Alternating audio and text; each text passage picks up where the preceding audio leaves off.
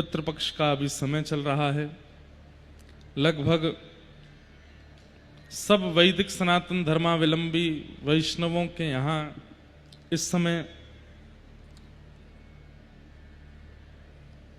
अलग अलग दिनों पर उनके पितरों के श्राद्ध मनोरथ होते हैं। श्रद्धा को ही श्राद्ध कहते हैं। बहुत ध्यानपूर्वक सुनिएगा। श्रद्धा ही श्राद्ध है।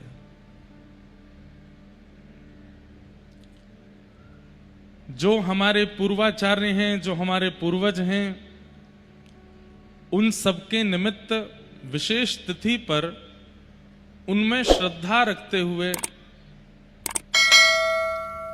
जो श्राद्ध कर्म होते हैं उनको करना और ब्राह्मणों को प्रसाद पवाना, ये एक प्रकार की हमारी पूर्वजों के प्रति हमारी श्रद्धा है।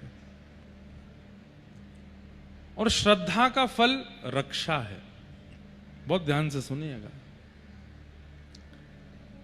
आपत्ति, विपत्ति, संकट हमारे जीवन में आते ही रहते हैं और आते ही रहेंगे। जिसके जीवन में कभी संकट नहीं आते हैं, या तो वो व्यक्ति ठीक तरीके से जी नहीं रहा है। जैसे कभी एक्यूप्रेशर वालों के पास आप जाएंगे ना, तो आपकी एक दो नसें दबा करके पूछते हैं दर्द हो रहा है। अगर दर्द हो रहा है तो मतलब आप स्वस्थ हो, और अगर दर्द नहीं हो रहा है तो वो कहेंगे कि आपका ये ऑर्गन खराब है, क्योंकि आपको इस नस में दर्द नहीं हो रहा है। और वो कभी कभी ऐसे हाथ की कोई नस दबाते हैं, वो दबाते ही आप जोर से उछलने लगो तो वो कहेंगे स्वस्थ हो आप। आपका जो करंट, अब ऐसा भी होता है ना कि लाइट के कनेक्शन जाते हैं तारों से, छीने पर झटका लगे तो समझो कि लाइट आ रही है, और छीने पर झटका ना लगे तो समझो कि कनेक्शन कटा हुआ है, लाइट है ही नहीं है, तार में जान नहीं है, तार में इलेक्ट्रिसिटी नहीं है। ठीक वैसे ही अगर प्रत्येक दिन जीवन में कोई झटका नहीं है तो समझो कि आप जी नहीं रहे हो ढंग से। हर दिन एक चुनौतियों से भरी हुई है, हर दिन एक संकट, हर दिन एक कोई कष्ट आपके सामने आ खड़ा होता है, भले ही छोटा सा ही हो, लेकिन है एक चिंता। आपको पता है, एक बात बताएं, आजकल बच्चे डिप्रेशन, एंजाइटी और बहुत सारी चीजों के शिकार क्यों हो जाते हैं? क्योंकि ये सब तो पहले से आते थे, लेकिन पहले के लोग इनसे जूझना जानते थे, आजकल के लोग जूझना नहीं जानते। हमारी उम्र के बच्चे, हमसे आने वाले छोटे बच्चे, ये लोग टेंशन्स को फेस करना नहीं जानते। और हमसे पूर्व जो थे, हमारे माता पिता हो, दादा दादी हो, नाना नानी हो और बड़े लोग हैं, आती विपत्ति उनके जीवन में भी थी, लेकिन वो लोग जूझना जानते थे, लड़ना जानते थे। हम लोग दुर्बल हो गए हैं, निर्बल हो गए हैं। और ये दुर्बलता और निर्बलता का कारण कहीं ना कहीं आधुनिक यंत्र हैं। इन यंत्रों के हम इतने अधीन हो गए हैं। किसी समय में व्यक्ति अन्न के बिना नहीं जी पाता था, आज अन्न के बिना जीना संभव है। आज इसके बिना नहीं जी सकते। मैं तो कहता हूं कि आने वाले समय में ऐसा भी होगा कि लोग बागों को, किसी से अगर शत्रुता है तो उसका धन नहीं चोरी करवाएंगे, उसकी प्रॉपर्टी नहीं हड़पवाएंगे। प्रॉपर्टी पर कब्जा करना, धन चोरी करना, सोना चांदी चुराना या किसी प्रकार से उसके जीवन में कष्ट देना, वो सब बंद हो जाएगा। एक काम करना, बोले क्या, उसका फोन उठा लाओ। फोन के जाते ही व्यक्ति अधमरा हो जाएगा। आगे समय में तो कितना होगा ये तो पता नहीं, अभी हो जाते हैं।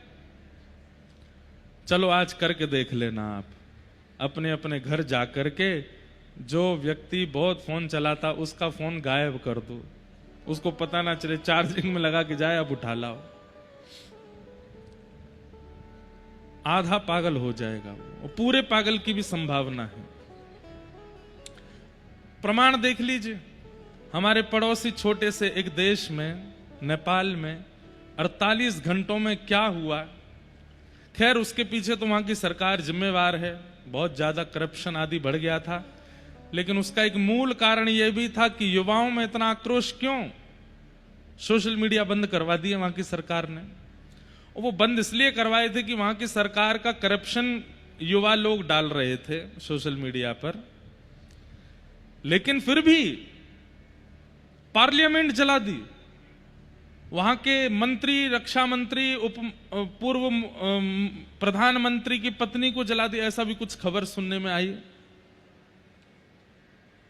इतना आक्रोश,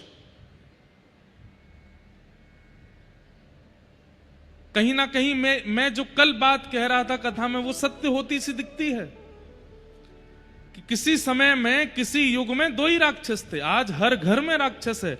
हम आप सब भी अगर हमें खुली छूट मिल जाए तो राक्षसत्व स्वीकार करने में हमको भी लज्जा नहीं होगी। सब लोग इधर देखिए, ध्यान से सुनिए। मैं एक बात कहता हूं कथा में कि अगर कोई बहुत बड़े ज्योतिषाचार्य हमारे भारत के और लाइव टेलीकास्ट पूरे न्यूज चैनलों पर आकर के अगर ये घोषणा कर दें कि आगामी 17 सितंबर को ऐसा योग बन रहा है कि कोई भी व्यक्ति कितना भी पाप कर ले उसको पाप नहीं लगेगा। क्या घोषणा कर दे? कोई भी व्यक्ति कितना भी पाप कर ले उसको पाप नहीं लगेगा। क्या होगा? 17 सितंबर एक दिन के अंदर 8 अरब जनसंख्या वाले हम पृथ्वी के लोग इस पृथ्वी को जला करके खाक कर देंगे, पाप की सारी हदें पार कर देंगे। और एक बात कहें, केवल पापी लोग पार नहीं करेंगे, जो पाप से डर करके घर में भजन पूजन आदि करते हैं वो लोग भी कहेंगे आज तो छुट्टी है, आज तो कर ही लेते हैं, आज कुछ लगना तो है नहीं। पाप के प्रति हमारा स्वाभाविक स्वभाव होता है। अगर हमें एक छूट मिलती है, बच्चे बहुत डिसिप्लिन रहते हैं घर में माता पिता के सामने, लेकिन कभी कभी ऐसा योग बनता है कि माता पिता बोले हम दोनों को जरूरी काम से जाना है, घर का ध्यान रखना। वो दिन बच्चों को इतना अच्छा लगता है कि चलो आज ये दोनों जा रहे हैं, खुली छूट है, आज तो जो मनाएगा वो करेंगे। हम आप सब लोग बचे हुए हैं, हम आप सब लोग नियंत्रित जीवन जी रहे हैं। इसमें बहुत बड़ा योगदान धर्म का है, इसमें बहुत बड़ा योगदान व्यासपीठ का है, इसमें बहुत बड़ा योगदान संतों का, वैष्णवों का, आचार्य चरणों का है कि उन्होंने हमें बता रखा है कि क्या नहीं करने वाली वस्तु और उसको करने से होता क्या है। इसलिए भय के कारण हम करते नहीं हैं। लेकिन यदि सारे भय नष्ट कर दिए जाएं संसार के, तो हम लोग कुछ भी करने की सामर्थ्य रखते हैं। एक देश का प्रधानमंत्री भाग रहा है, कैसी नौबत आ गई। जबकि नेपाल देश वो देश है जिसको कभी किसी का गुलाम नहीं बनाया गया, आज तक गुलाम नहीं बना नेपाल, लेकिन इतनी विषम परिस्थिति वहां आ गई। क्यों? अन्न महंगा हो जाए, सब्जी महंगी हो जाए तो लोग बाग प्रोटेस्ट पे आ जाते हैं, थोड़े धरना वरना करने लगते हैं। लेकिन सोशल मीडिया को अगर बंद कर दिया तो पार्लियामेंट जला दिया, प्रधानमंत्री को जान मचा के भागना पड़ा। यह बात बिल्कुल सत्य है कि आगामी समय में हमारे प्राण इन्हीं में बसेंगे। बहुत खतरनाक समय है। ऐसे समय में आज के युवाओं से आप पूछ लीजिए कि श्राद्ध क्या होता है, नहीं जानते वो। उनको बस इतना पता है कि इस दिन हमारे दादाजी का है, इस दिन दादी जी का है, इस दिन उनका है, ऐसे ऐसे है, पर उसका मतलब क्या है नहीं जानते। आप कहोगे श्राद्ध तो बहुत ऊंचे लेवल की बात हो गई, दीपावली का मतलब नहीं पता, होली पर हम लोग रंग क्यों लगाते हैं इसका तात्पर्य नहीं पता, रक्षाबंधन पर बहन से राखी क्यों पहनते हैं इसका मतलब नहीं पता।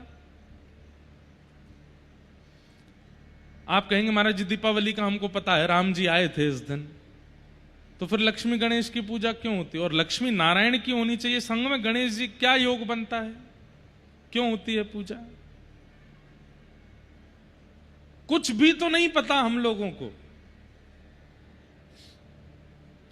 इसलिए भैया हमारी आपसे प्रार्थना है, बहुत भयावह समय आने वाला है। 15 दिन के अंदर 2 ग्रहण पड़ रहे हैं और ये सालों बाद हो रहा है। अभी चंद्र ग्रहण निकल करके गया और वो भी चंद्र ग्रहण कब पड़ा है? श्राद्ध में।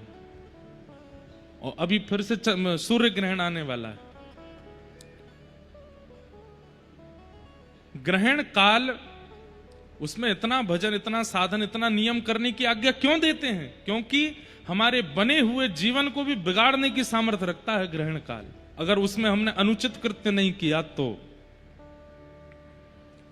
और ऐसे ग्रहण काल, जबकि कहते हैं कि कोई भी श्राद्ध पक्षों में कोई भी तिथि, मुहूर्त या कोई भी दिवस प्रकट होता है तो उसका एक महत्व होता है। ग्रहण काल आ रहे हैं, वो भी श्राद्ध पक्ष में आ रहे हैं। वो समय दूर नहीं है, बहुत भयावह समय आने वाला है। पूरी भारत भूमि, जगह जगह नदियां उफान भर रही हैं, कितने खेत नष्ट हो गए, कितने लोगों के जीवन उजड़ गए। आसपास के देशों में युद्ध चल रहे हैं, कहीं पर मिसाइलें चल रही हैं, कहीं पर गृह युद्ध चल रहा है, कहीं पर कुछ चल रहा है। ऐसी परिस्थिति है, भारत फिर भी बचा हुआ है अभी तक, बहुत हद तक। क्यों? क्योंकि मैं और आप जैसे लोग अभी भी समय निकाल करके कथा सुन रहे हैं, भजन कर रहे हैं, ठाकुर जी की सेवा कर रहे हैं। जिस दिन इतना भी बंद हो जाएगा भारत में, उस दिन भारत की हालत भी वैसी हो जाएगी जैसे अन्य देशों की है। लेकिन भारत की हालत ऐसी होगी नहीं, क्योंकि चाहे जैसी परिस्थिति आ जाए, भजनानंदी वैष्णवों की गणना भारत में कम होगी नहीं। आप और हम तो प्रत्यक्ष दिखने वाले वैष्णव हैं, ऐसे कितने अप्रत्यक्ष वैष्णव हैं जो छुप करके भजन कर रहे हैं, जिनका भजन हमको पता ही नहीं है। इसलिए भैया हमारी प्रार्थना है, हमारे शास्त्रों में वर्णित जो नियम है उनका पालन कीजिए। श्राद्ध पक्ष में अपने पितरों का श्राद्ध करना, उनके प्रति श्रद्धा अर्पित करना, इससे क्या होता है? जैसे कई बार कहा जाता है आपको पितृदोष है। पितृदोष का मतलब क्या होता है? पितृ नाराज हो गए हैं आपके? नहीं। पितृदोष का कारण यह होता है कि, बहुत ध्यान से सुनिएगा, हमारे परिवार के पूर्वज जब प्रस्थान कर जाते हैं तो प्रस्थान करने के बाद जब ठाकुर जी के सन्मुख वे पहुंचते हैं तो ठाकुर जी उनको अपने निजलोक में निवास दे देते हैं। तब ठाकुर जी से हमारे ही वे जन जाकर के प्रार्थना करते हैं, मैं सराफ परिवार से आया हूं या मैं उपाध्याय परिवार से आया हूं, हे नाथ मेरे बच्चे, मेरी बहुएं, मेरे बालक, ये सब लोग मेरे से बहुत प्रेम करते थे, बहुत स्नेह करते थे। अब तो मेरा संबंध इनसे टूट चुका है, पर फिर भी नाथ मैं बस इतनी कृपा आपसे चाहता हूं कि इस परिवार पर कृपा बनाए रखना। हमारे पितृ जाकर के ठाकुर जी से हमारी प्रार्थना करते हैं कि आप इन पर कृपा बनाए रखना ठाकुर जी। ठाकुर जी कहते हैं अच्छा, तुम इतनी इनकी जो है जैक लगा रहे हो तो अपने परिवार के लोगों की, देखते हैं श्राद्ध पक्ष में तुम्हारा श्राद्ध ये लोग कैसे करेंगे। तो जब उसकी श्राद्ध तिथि आती है हमारे पितृ की, और उस दिन जब परिवारी जन कुछ भी विशेष नहीं करते और बिल्कुल अश्रद्धा पूर्वक करते हैं, तब ठाकुर जी मंद मंद मुस्का करके व्यंग कसते हैं, देखो तुम्हारे परिवार के लोग क्या कर रहे हैं, कुछ भी नहीं, श्राद्ध के नाम पर केवल खाना पूर्ति जैसी कर रहे हैं, और तुम इन्हीं की हमसे प्रार्थना कर रहे थे कि इन पर कृपा बनाए रखना, इन पर अच्छे रखना, इनको भला रखना। तब हमारे पितृ नाराज नहीं होते, दुखी हो जाते हैं। वे कहते हैं ठाकुर जी अब तो हमें लगता है कि स्वार्थी थे ये लोग, इनके पास हम रहे, जब तक हम थे तब तक इनका काम था, अब हम आ गए तो अब इनको कोई श्राद्ध का इनके मन में भाव नहीं है, अब हमारा भी इनके प्रति कोई भाव नहीं है, आपको इनके कर्मानुसार जो गति देनी हो वो दीजिएगा, हमारा इसमें कोई योगदान नहीं। सीधी बात। कोई व्यक्ति आपके ऊपर छतरी लेकर के चल रहा था कि आपको धूप ना लगे, ताप ना लगे, बारिश ना हो, ओले ना गिरे आपके ऊपर, लेकिन आपने उसकी कदर ही नहीं की तो वो छतरी हटा लेगा। अब जो भी होगा सब सहन करना पड़ेगा। इसलिए श्राद्ध पक्ष में हमारे यहां आज्ञा की गई कि अपने पितरों का, पूर्वजों का स्मरण किया करो। एक आचार्य चरण से हमने एक बात और सुनी, बहुत ध्यान से सुनिएगा।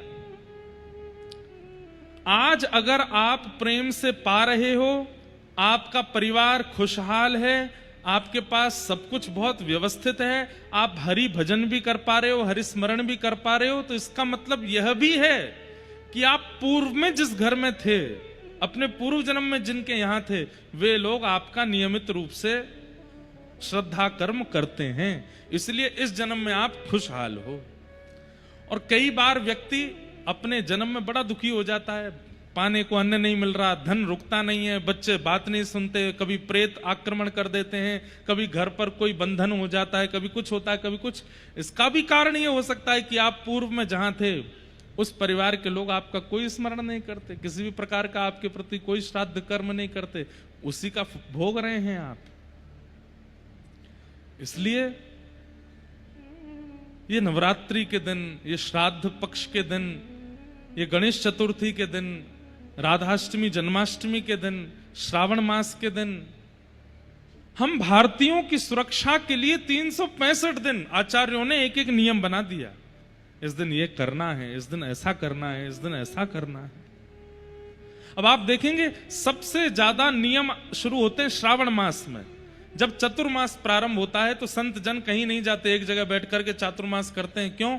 क्योंकि भ्रमण करने से छोटे छोटे जीव जंतुओं की हत्या होती है, कई सारे पृथ्वी से जीव जंतु निकल आते हैं, आदि आदि बहुत कारण होते हैं। इसलिए संत लोग एक ही स्थान पर बैठ के चातुर्मास करते हैं। पर हम गृहस्थी, हम तो घूमते फिरते रहते हैं, इसलिए हम लोगों से कोई ना कोई पाप श्रावण मास के दिनों में, भाद्रपदों के दिनों में कुछ ना कुछ बनता रहता है। इसलिए पूरा श्रावण मास, पूरा भाद्रपद, सब में हर दिन एक नियम बता दिया।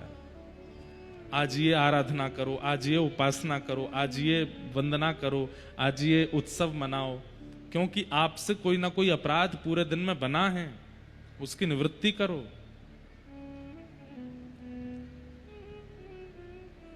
हमारे आपसे प्रार्थना है, अपने पुरोहितों के पास, अपने गुरुजनों के पास बैठ करके एक बार साल भर के जो सनातनी दिवस होते हैं उनके बारे में जानकारी लेके अपना जन्मदिन भूल जाइए, लेकिन उन वैदिक दिवसों को मत भूला कीजिए, और उन पर जो क्रिया करनी चाहिए वो किया कीजिए।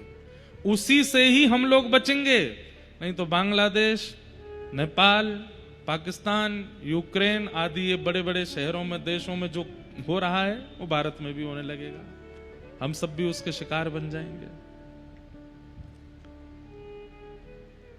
और विशेष रूप से हमारे युवा, जानिए वैदिक धर्म क्या है, जानिए सनातन धर्म क्या है, उसका पालन कीजिए।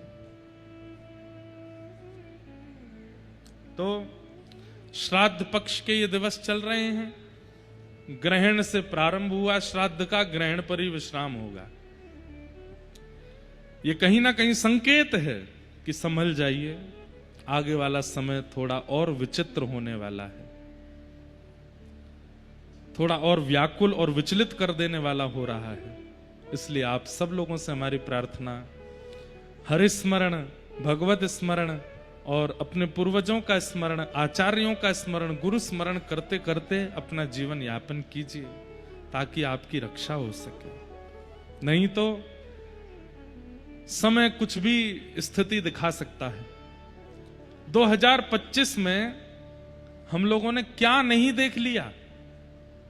जनवरी से अभी कौन सा चल रहा है, सितंबर, भारत पाकिस्तान का युद्ध देख लिया, विमान का हादसा देख लिया,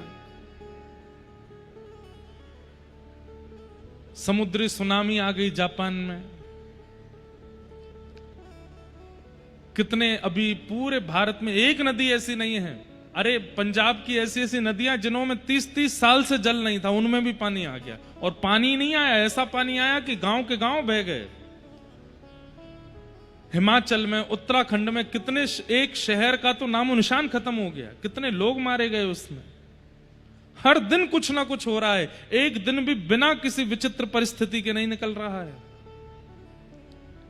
मैं आप बचे हैं क्योंकि ठाकुर जी हमारे चित्त में किसी ना किसी रूप से बैठे हैं, लेकिन कल का हमारा भी भरोसा नहीं है। रात्रि में सो रहे हैं, पता चली सुबह कहां हो गए, वो समुद्र ही आ गया मध्य प्रदेश तक। इतनी जोर की उफान भरी महाराज की, बह गए सब। कहां व्यास जी, कहां यजमान जी, सब डूब गए, किसी का आता पता नहीं। इसलिए भैया हर क्षण अंतिम हो सकता है, हर स्मरण करते रहो। होना तो वही है जो ठाकुर जी चाहेंगे, लेकिन हम लोगों को प्रयास करना चाहिए कि हे ठाकुर जी, प्राण जाने का हमको भय नहीं। आप ये मत सोचिएगा कि आपके प्राणों की रक्षा हो इसलिए हम बता रहे हैं, प्राण जाने का भय नहीं है। लेकिन पृथ्वी पर आकर के बिना ठाकुर जी का साक्षात किए अगर हमने प्राण त्याग दिए तो ये हमारा दुर्भाग्य होगा।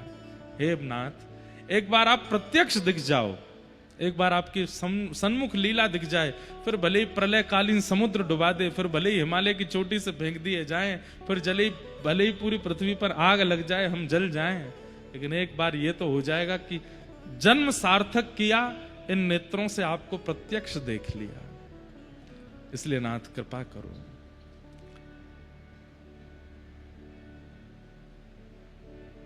लक्ष्मण जी को जब शक्ति लगी ना, उसके बाद संजीवनी बूटी पिला करके जब उनके प्राणों की रक्षा हुई, तब किसी ने लक्ष्मण जी से प्रश्न किया कि हे लखनलाल जी, आप तो राम जी की सेवा में ऐसे तत्पर थे और इस भावना से गए थे कि आपके प्राण भी चले जाएं तो आप राम जी की रक्षा में रहेंगे, तो फिर प्राण जीवित हों इसकी इतनी अभिलाषा क्यों आपके चित्त में थी? तो लक्ष्मण जी एक बात कहते हैं, बोले मैं 14 वर्ष सोया नहीं, और 14 वर्ष तक न सोने का केवल एक कारण था कि अपने भैया राम जी के सिर पर मुझे अयोध्या का राज मुकुट देखना है, और उसको देखने से पूर्व यदि मेरे प्राण भी जा रहे हो तो मैं उनकी गुहार करूंगा कि अभी प्राण ना जाएं। एक सवैया जैसा गाया जाता है, कागा सब तन खाइयो, मेरो चुन चुन खइयो मांस, दोने नामत खाइयो, मोहे पिया मिलन की आश। हे कागा, मेरे प्राण चले जाएं तो सब खा जाना, बस नेत्र मत खाना। क्यों? क्योंकि अंतिम श्वास तक भी एक उम्मीद है कि शायद ठाकुर जी आएंगे और मेरे नेत्रों को दिख जाएंगे।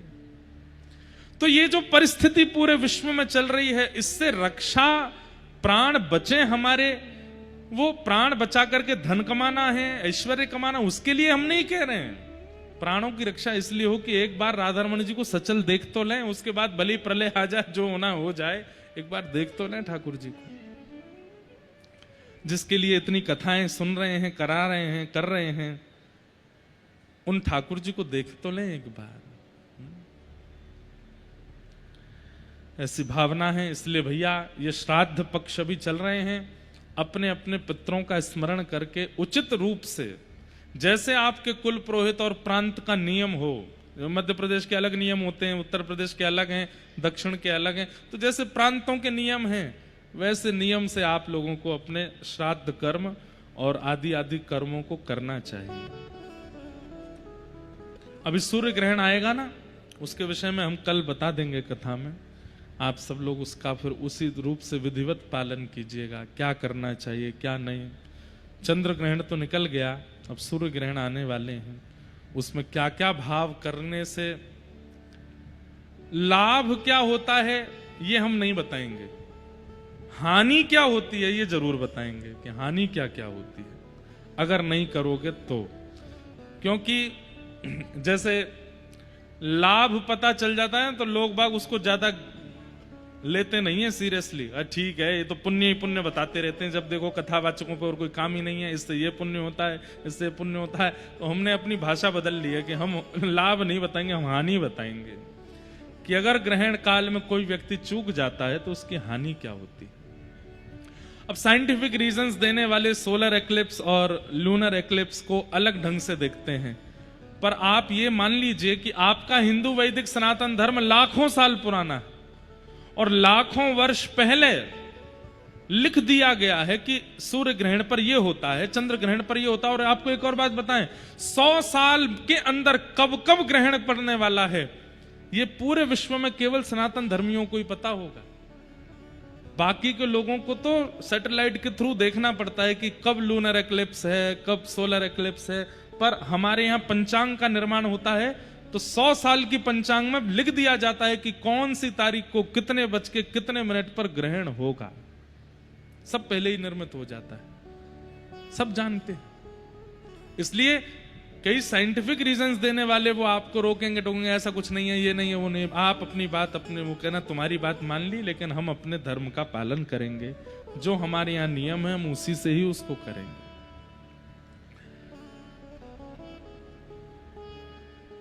कल हम आप सब लोगों ने भागवत जी के महात्म का श्रवण परसों किया। कल 3 मंगलाचरणों पर चर्चा हुई। अब आज आगे की कथा में हम लोग प्रवेश करते हैं। 88,000 सौनकादि ऋषि नैमिषारण्य क्षेत्र में मानव कल्याण के लिए यज्ञ कर रहे थे, लेकिन यज्ञ से उनको कल्याण होगा ऐसा अनुभव नहीं हो रहा था। एक बात हम आपको बताएं, सत्संग करने वाले व्यक्ति को आभास होने लगता है, पूर्वाभास। पूर्वाभास किसको कहते हैं? जैसे आप कुछ क्रिया करने जा रहे हो, उससे पहले ही आपको आभास हो जाएगा कि इस क्रिया से लाभ होगा कि हानि होगी। ये सत्संगी व्यक्ति के साथ में होता है। जो व्यक्ति सत्संग नहीं करता ना, उसको आभास नहीं होता, वो बस करने लगता है और फिर हानि जब हो जाती है फिर रोता है। लेकिन अत्यंत सत्संगी व्यक्ति, नित्य तिलक लगाने वाला, नित्य हरिस्मरण करने वाला, नित्य गुरु आराधन करने वाला, नित्य भगवत आराधन करने वाला और सत्संग श्रवण करने वाला, कर्म भी करता है पर सत्संग भी सुनता है, ऐसे व्यक्ति को सत्संग करते करते करते करते पूर्वाभास होने लगता है।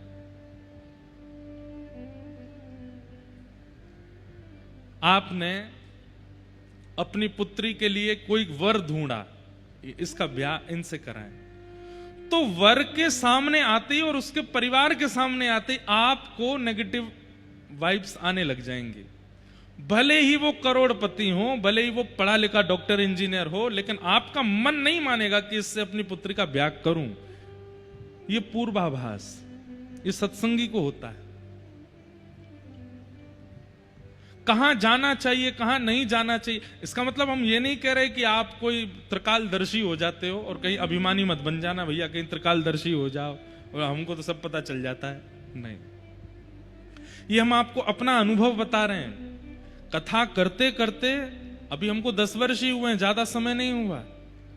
10 वर्षों में कथा की कृपा से बहुत कुछ अनुभव किया जीवन में, और उसमें एक अनुभव यह भी है, पूर्वाभास।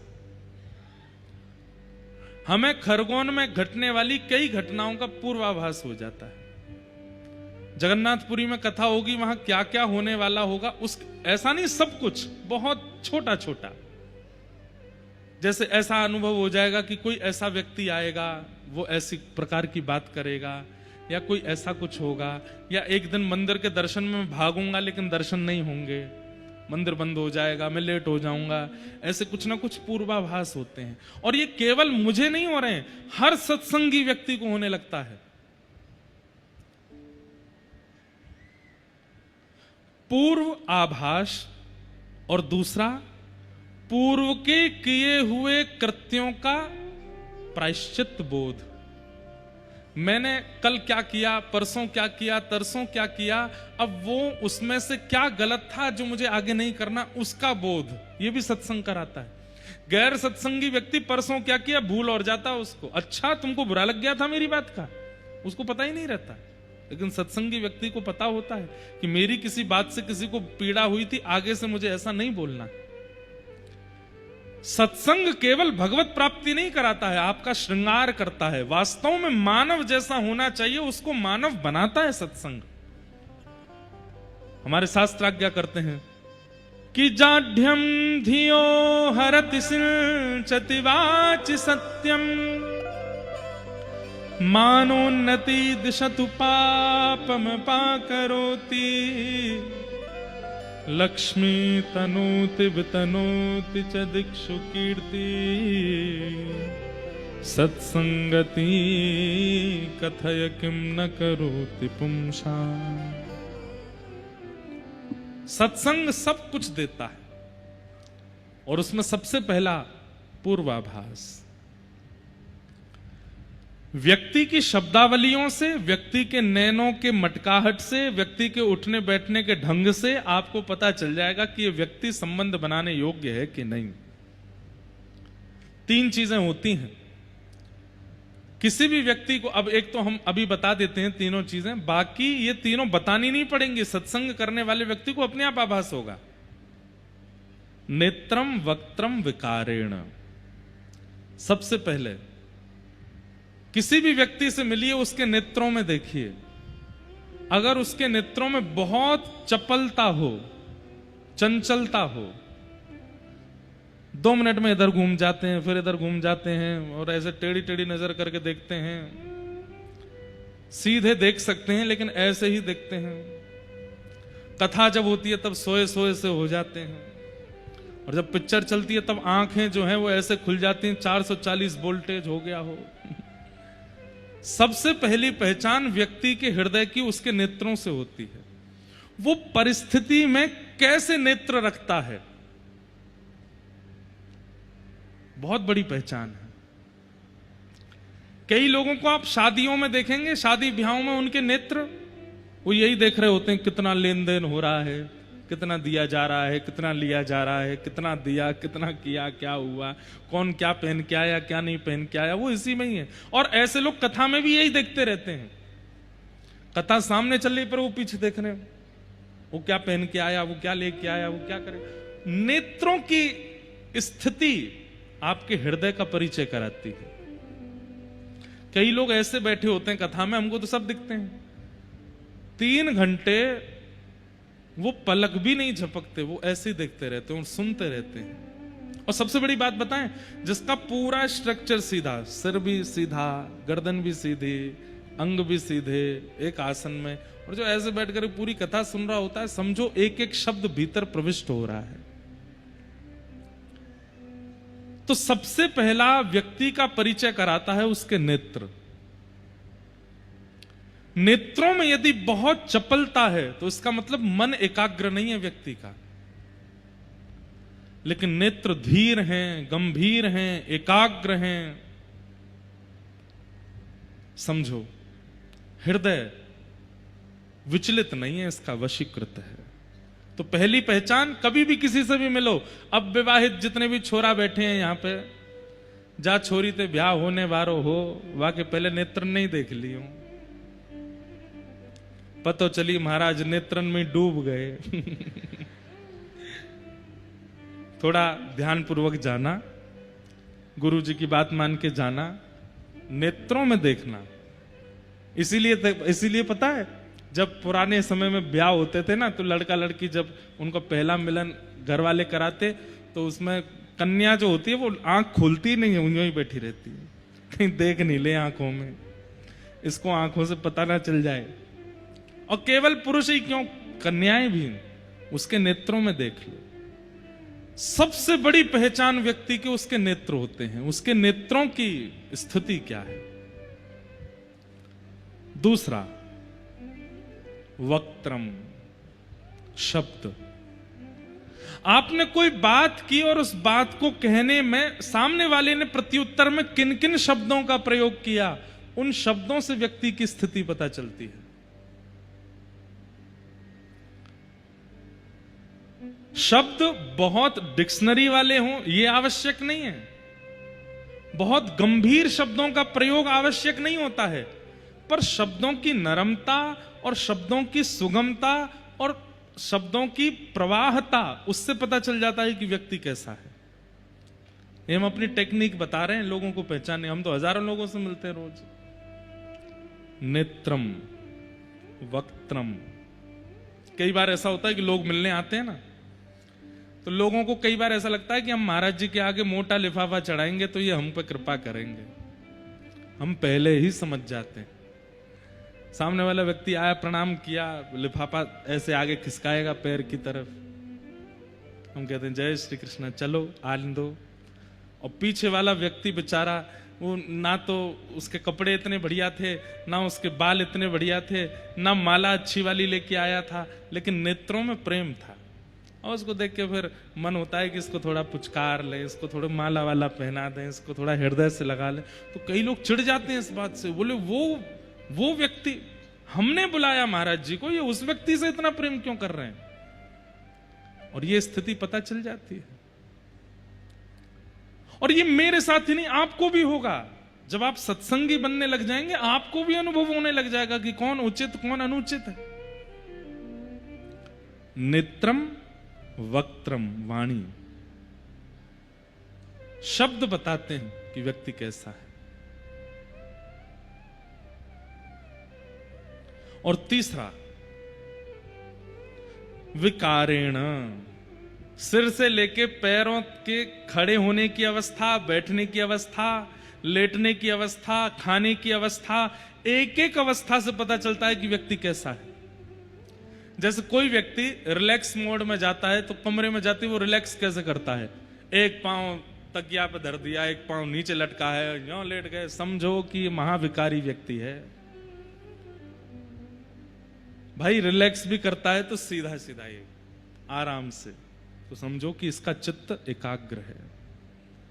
कई लोग भोजन करते हैं, भोजन करते समय कुछ भी खा रहे हैं। कई लोगों को हमने देखा, जैसे दूध और दही, इन दोनों का विरोध होता है, दूध दही साथ में नहीं खाने चाहिए। कई लोग खा जाते हैं, वो दूध की सामग्री भी खा लेते हैं, फिर उसके ऊपर दही भी पी लेते हैं। पेट में विस्फोट हो जाएगा तुम्हारे, कैसे कर सकते हो? तो कई लोग कर लेते हैं। और एक हमारे पंडित जी हैं, यहां तो नहीं आए, वो तो मुझे चैलेंज करते हैं, बोले मुझे चाय पिला दो, फिर छाछ भी पिला दो, मैं ठीक रहूंगा। मैंने, भाई तो कैसे कर लेते हो आप ऐसा?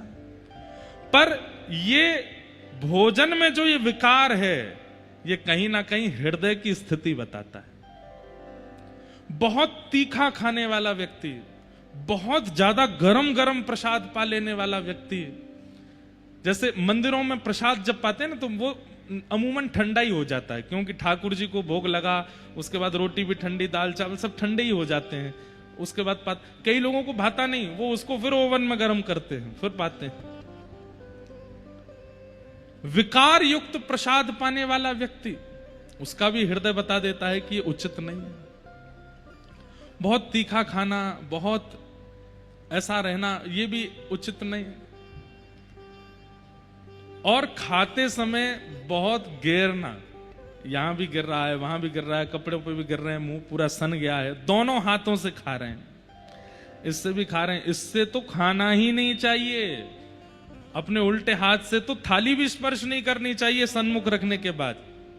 पर हम लोग अंग्रेज हो गए हैं, शादियों में भी बुफे चलता है, एक हाथ में लेके उससे डालते रहते हैं, खाते रहते हैं। नहीं,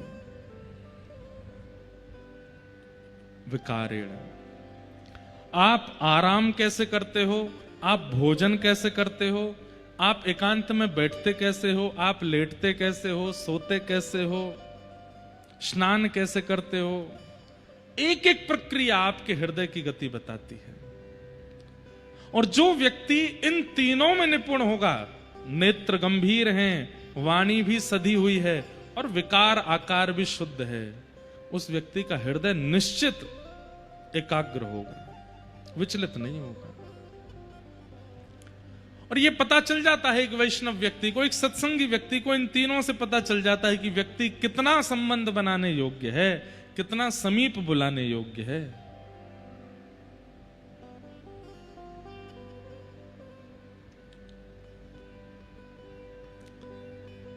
सत्संग पूर्वाभास करा देता है, व्यक्ति का परिचय करा देता है, अनुभव कराने लगता है क्या, कहां, कैसे, क्या घटना घटने वाली है। ऐसे ही 88,000 सौनकादि ऋषियों को यज्ञ कर रहे हैं, पर यज्ञ में आहुति डालते डालते उन्हें ही अनुभव हो रहा है कि हम जिस कारण से यज्ञ कर रहे हैं वो सफल होगा नहीं, इसलिए मध्य में ही उन्होंने यज्ञ को रोक दिया। और तभी वहां परम विद्वान श्री सूत जी का आगमन हुआ और सूत जी से सौनकादि ऋषियों ने प्रश्न किया, मानव कल्याण कैसे होगा। इसके प्रति हमारे 6 प्रश्न हैं। किम श्रेय शास्त्र सारह क स्व अवतार प्रयोजनम, किम कर्म के अवतारश्च धर्म कम शरणम गतः। इन 6 प्रश्नों के कृपा कर हमें उत्तर दीजिए। कौन कौन से प्रश्न हैं? सबसे पहला, किम श्रेय, भगवान के अवतार का श्रेय किसको जाता है? ठाकुर जी रावण को मारने आए थे कि कुब्जा को दर्शन देने आए थे? ठाकुर जी कंस वध करने के लिए आए थे कि वहां सबरी के बेर खाने आए थे? सीधी बात, राक्षसों के लिए भगवान आते हैं कि भक्तों के लिए आते हैं? भगवान के अवतार का श्रेय किसको जाता है? पहला प्रश्न। वाल्मीकि रामायण में एक बहुत सुंदर प्रसंग आता है। जब विभीषण शरणागति के लिए आए तो भगवान ने विभीषण को देख करके एकांत में जाकर के सारे अपने बानरों की और जो भी थे साथ में सबको बुला करके एक मीटिंग की, और राम जी ने सबसे पूछा, बताइए विभीषण शरण में आया है, इसको लेना चाहिए कि नहीं? सब अपना अपना मत रख रहे थे, ले लीजिए, कोई कह रहा था मत लीजिए, कोई कह रहा था ले लीजिए। तभी भगवान ने, राम जी ने बानर राज सुग्रीव से पूछा, बोले सुग्रीव जी आप अपना अंतिम निर्णय सुनाइए, आपका निर्णय जो होगा हम वही करेंगे। तो सुग्रीव जी को थोड़ा सा मान हो गया, बोले राम जी सबके सामने कह रहे हैं, मैं जो कहूंगा वो करेंगे।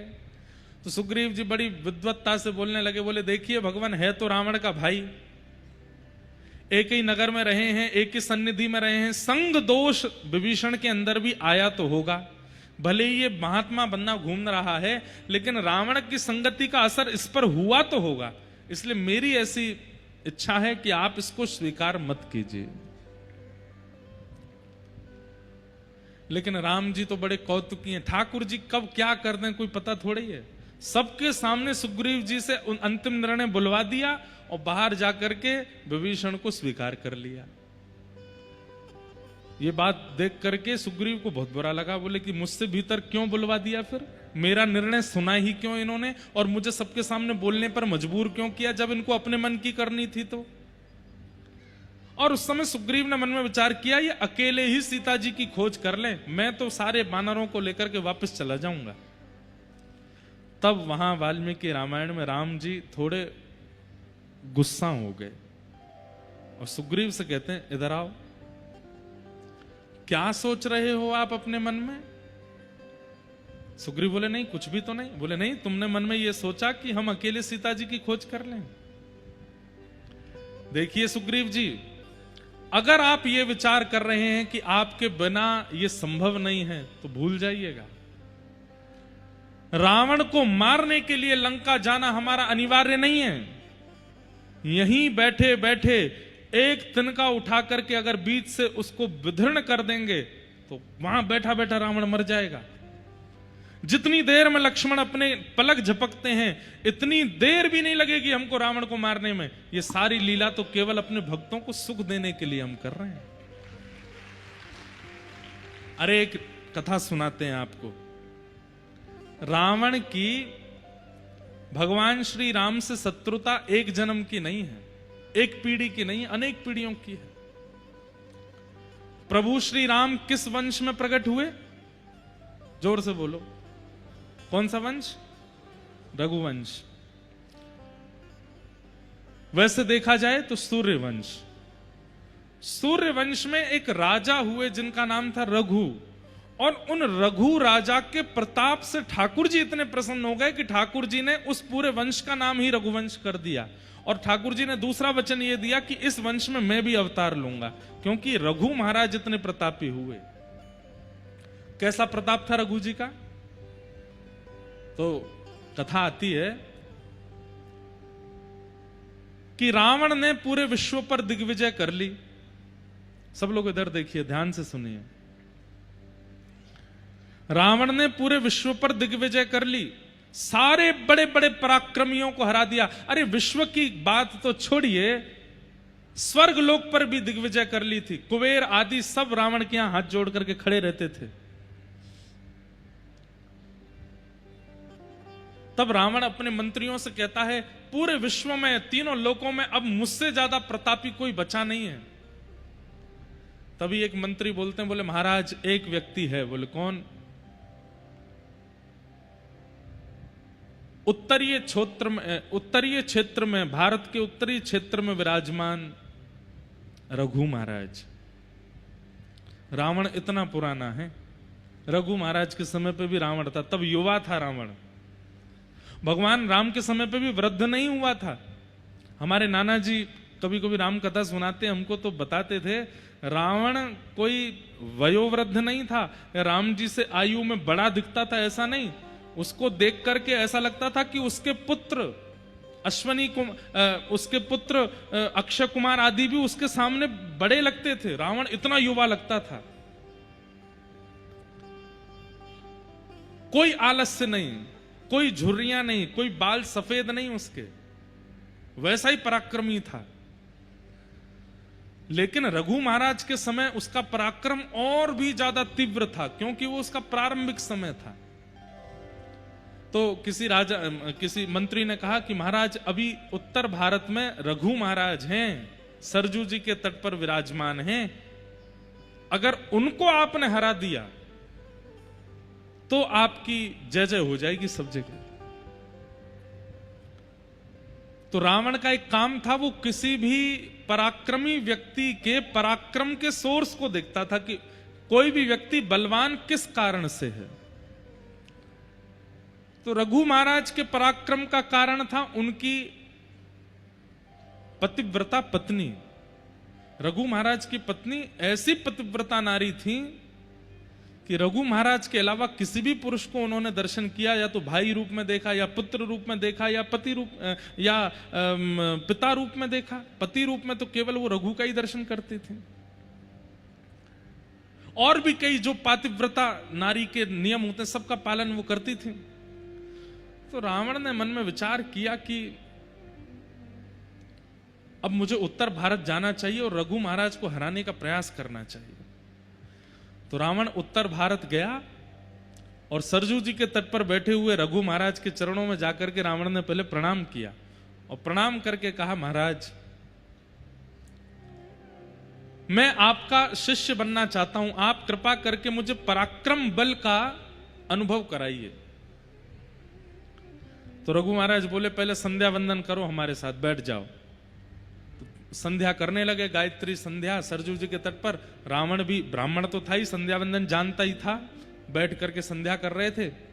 तो संध्या के समय एक अघमर्षण का जल होता है, हर ब्राह्मण संध्या करते हैं तो हाथ में जल लेकर के अघमर्षण के जल में ऐसे श्वास छोड़ी जाती है, और अघमर्षण का जल जो होता है वो ऐसे भुजा उठा के पीछे डाला जाता है या इधर से पीछे फेंकते हैं। कहते हैं अघमर्षण का जल यदि हरे भरे वृक्ष पर गिर गया तो वो सूख जाएगा।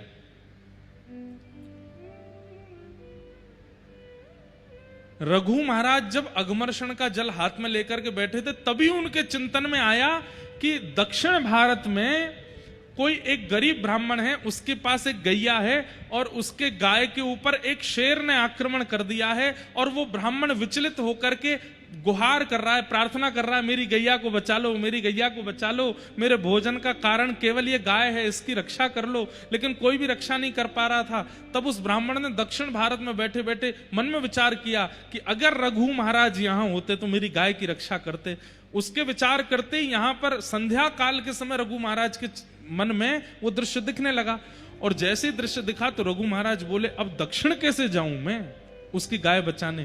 तो उन्होंने तुरंत अघमर्षण का जल लिया और भुजा उठा करके जैसे ही पीछे डाला, उस सिंह का आवाहन करके अयोध्या में अघमर्षण जल फेंका गया और दक्षिण में उस सिंह की मृत्यु हो गई और गाय की रक्षा हो गई। बगल में बैठा रावण क्या कर रहा था, वो इनके मन में प्रवेश करके मन में क्या चल रहा है वो सब देख रहा था। तो रावण ने इस दृश्य का दर्शन कर लिया। रावण ने तुरंत संध्या पूरी होती कहा, आपने यहां बैठे बैठे उसकी गाय की रक्षा कर ली, ये तो अद्भुत है, आप कैसे कर लेते हैं ये। रघु महाराज बोले, कुछ दिन रहो, सिखाएंगे तुमको भी। रावण सीखने लगा, शिष्यत्व ग्रहण कर लिया रघु महाराज का। कुछ दिन बाद रावण ने प्रार्थना की, बोले भगवान आप कृपा कीजिए, हमारी लंका नगरी दर्शन करने के लिए मेरी लंका में एक बार चरण पधरा दीजिए। रघु महाराज ने तुरंत एक सीख उठाई और सीख उठा करके सरजू जी के तट पर बैठे बैठे ही पूरा नक्शा बना दिया और कहा ये तुम्हारी लंका है। बोले जी ये उत्तर द्वार है, ये दक्षिण द्वार है, ये पूर्व द्वार है, ये पश्चिम द्वार है, यहां तुम्हारी पत्नी का कक्ष है, यहां तुम्हारा भाई कुंभकर्ण सोया है, यहां तुम्हारे भाई विभीषण रहते हैं, यहां तुम्हारे बच्चे रहते हैं, ये रहते हैं, वो रहते हैं। देखते ही बोले आप गए लंका? बोले मैं कभी नहीं गया। बोले आपको कैसे पता? ये तक बता दिया कहां कौन सा वृक्ष है और उस वृक्ष में कैसे पुष्प लगे हैं, कैसे फल लगे हैं। अयोध्या में बैठे बैठे रघु महाराज ने पूरी लंका दिखा दी रावण को। इतने में ही रावण चरणों में जैसे गिरा तो थोड़ा रावण से बचने के लिए, थोड़ा पीछे हटने के लिए उनका जो हाथ था रघु महाराज का, वो लंका के बनाए हुए नक्शे के एक कोने में थोड़ा पड़ गया, तो वो लंका का वो नक्शा जो था एक कोने से मिट गया। तो रघु महाराज बोले राम राम राम राम, ये तो अनर्थ हो गया। तो रावण बोला क्या हो गया? बोले ये गलती से हमारा हाथ पड़ गया, इतना हिस्सा तुम्हारी लंका का समुद्र में डूब गया होगा। रावण बोला आप क्या बात कर रहे? बोले जाके देख लो। रावण जब गया तो उतना हिस्सा टूट के समुद्र में डूब गया था। रावण ने कहा भैया ये सामान्य नहीं है, मैं कितना भी इनके चरणों में रह लूं ऐसी विद्या तो मैं प्राप्त कर ही नहीं पाऊंगा। अगर मैं ऐसी विद्या प्राप्त नहीं कर सकता तो ऐसे विद्या वाले को रहने भी नहीं दूंगा पृथ्वी पर। अब रघु महाराज से मुझे सीखना नहीं है, इनको नष्ट करना है, क्योंकि मुझसे पराक्रमी ज्यादा है और मैं ऐसा पराक्रम कभी नहीं सीख पाऊंगा। बहुत दिन बाद हमको एक